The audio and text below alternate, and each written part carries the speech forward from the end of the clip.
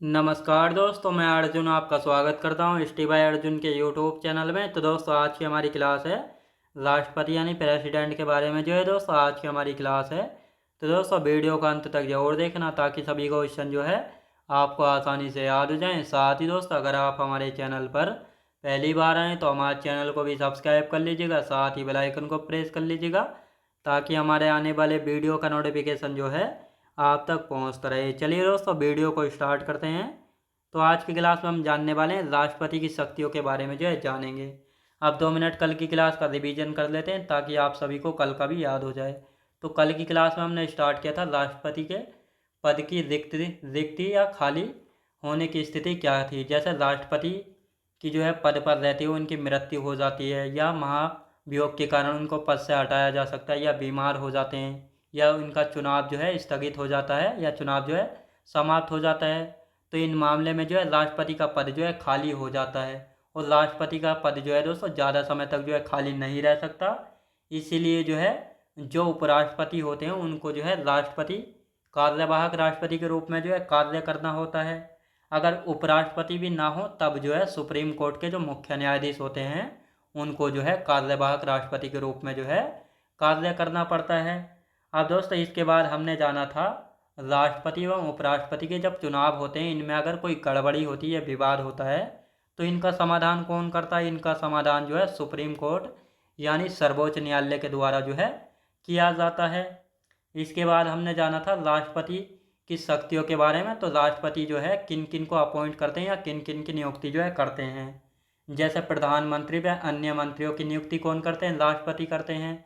साथ ही दोस्तों संघ लोक सेवा आयोग के सदस्यों की नियुक्ति की जाती है। साथ ही वित्त आयोग के जो है सदस्यों की नियुक्ति की जाती है। भारत का जो निर्वाचन आयोग होता है जिसमें एक तो हेड होते हैं और 2 मेंबर होते हैं, यानी इलेक्शन कमीशन जो होता है इसमें एक हेड होते हैं, 2 अन्य सदस्य होते हैं। तो इन तीनों सदस्यों की जो है नियुक्ति कौन करते हैं, राष्ट्रपति जो है करते हैं। साथ ही कैग हो गया, महान्यायवादी हो गए, तो इन सभी की जो नियुक्ति की जाती है राज्यपाल वगैरह की, तो ये राष्ट्रपति द्वारा की जाती है। किसके द्वारा, ये राष्ट्रपति अपनी मर्जी से नियुक्ति नहीं करते हैं बल्कि प्रधानमंत्री की सलाह पर जो है इन सभी की नियुक्ति की जाती है। अब इससे आगे का हम पढ़ने वाले हैं दोस्तों, राष्ट्रपति की शक्ति हम पढ़ रहे हैं। तो आज की क्लास में हम अध्यादेश जारी कर जो है कैसे होता है, किस प्रकार होता है, इन सभी के बारे में हम जानेंगे। तो यहाँ पे हेडिंग डाल लेंगे अनुच्छेद 123। अनुच्छेद 123 में जो है अध्यादेश जारी करने की शक्ति के बारे में बात की गई है। अब अध्यादेश क्या होता है इसके बारे में हम समझेंगे। पहले इसके जो है 2-4 पॉइंट हम लिख लेते हैं। जैसे अध्यादेश जो है कब जारी होता है, जब संसद के दोनों सदन या एक सदन सत्र में ना हो। इसका प्रभाव क्या होता है, सामान्य कानून की तरह ही जो है होता है। इसको बिना पारित हुआ अधिनियम कहते हैं। इसको जो है बिना पारित या बिना पास हुआ अधिनियम या एक्ट जो है कहते हैं। संसद की बिना अनुमति के अध्यादेश का जीवन काल कितना होता है, सामान्य यानी कम से कम 42 दिन, और अधिकतम समय जो है 6 माह 42 दिन जो है होता है अधिक से अधिक या अध्यादेश का समय। अब यहाँ पे इन सभी को हम समझते हैं एक एक करके। अब सबसे पहले हम बात करेंगे दोस्तों, यानी कोई भी बिल या विधेयक जो है जब पास किया जाता है, तो यहाँ पे हम बात करते हैं ये जो है कोई बिल या विधेयक है, तो पहले जो है एक पर्चा तैयार किया जाता है जब कोई विधेयक या बिल जो है पास किया जाता है। इसको फिर लोकसभा के किसी भी सदन में जो है पेश किया जाता है। मान लो पहले लोकसभा है, तो लोकसभा में ये बिल जो है पास किया गया, फिर लोकसभा के पास होने के बाद जाता है राज्यसभा में, यहाँ से भी पास हो गया। जब संसद के दोनों सदनों में पास हो गया तो जाता है राष्ट्रपति के पास। जब राष्ट्रपति इस पर हस्ताक्षर यानी सिग्नेचर कर देते हैं तो ये बिल जो है एक्ट यानी अधिनियम बन जाता है, मतलब कानून जो है बन जाता है। एक तो ये हो गया। अब यहाँ पे हम बात कर रहे हैं अध्यादेश के बारे में। अब आर्टिकल 123 कहता है राष्ट्रपति जो है अध्यादेश जारी करते हैं। तो अध्यादेश जारी कब करते हैं, जब लोकसभा व राज्यसभा के सदन जो है नहीं चलते हैं या एक सदन होता है। अब दोस्तों कोई भी कानून बनाने के लिए जो है लोकसभा और राज्यसभा से पास होना चाहिए। जब उस पर राष्ट्रपति हस्ताक्षर करेंगे तभी जो है वह कानून या एक्ट बनेगा। लेकिन कानून बनाना जरूरी है, तो उस अवस्था में जो है राष्ट्रपति जो है अध्यादेश जो है जारी करते हैं। जब राष्ट्रपति अध्यादेश जारी कर देते हैं और इसके बाद जो है संसद के लोकसभा और राज्यसभा दोनों सदन जो है बैठते हैं, तो क्या होता है, पहले ये बिल जो है राज्यसभा में आता है तो राज्यसभा पास कर देती है, और इसके बाद जो है लोकसभा लोकसभा में जब ये पास हो जाता है 42 दिन के अंदर अंदर, तो संसद में पास हो गया तो अध्यादेश कानून बन जाएगा। और यदि संसद में पास नहीं हुआ तो अध्यादेश जो है समाप्त हो जाएगा। मतलब जो अध्यादेश ये राष्ट्रपति जारी करते हैं ये भी एक तरह का जो है कानून होता है। बस इसमें फ़र्क इतना होता है, ये जो है पास नहीं होता है, मतलब पारित नहीं होता है। अब पारित नहीं होने की वजह क्या है?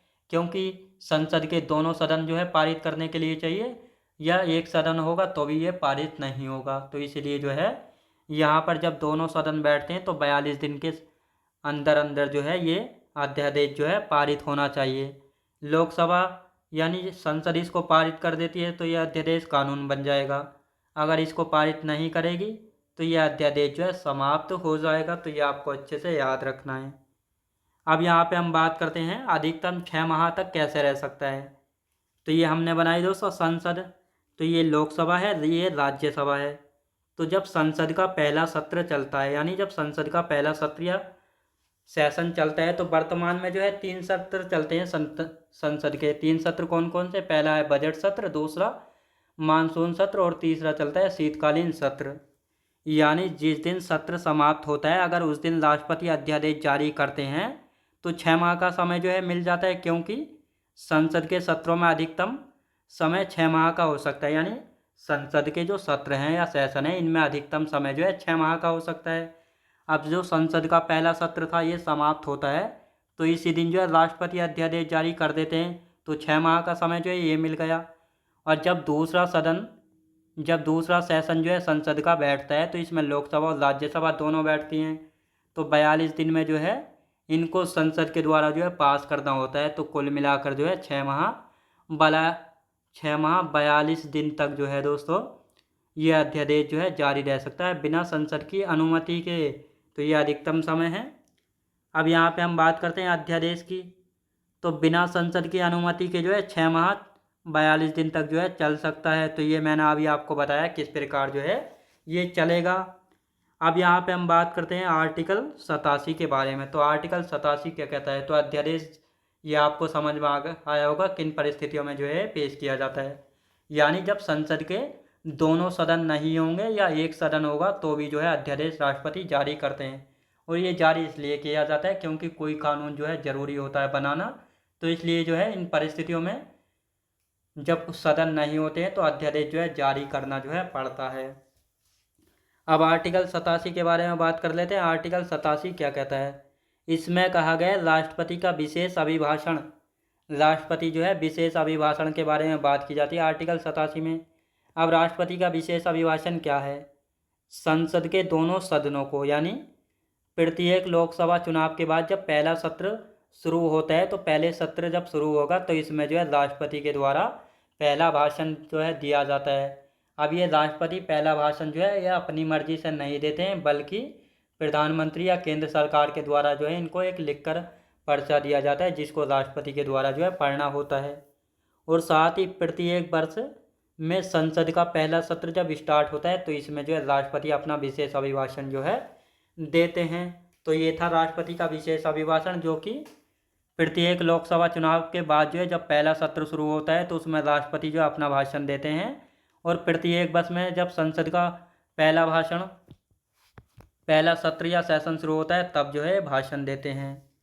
अब यहाँ पे बात करते हैं आर्टिकल 108 की, यानी अनुच्छेद 108 क्या कहता है? अनुच्छेद 108 कहता है संसद के दोनों सदनों की संयुक्त बैठक राष्ट्रपति बुलाता है।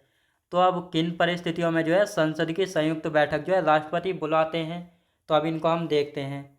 एग्जाम्पल दोस्तों, कोई बिल यानी विधेयक है जिसको जो है क्या होता है, जिसको जो है कानून बनाना होता है। मान लेते हैं एक ये है लोकसभा, ये है राज्यसभा।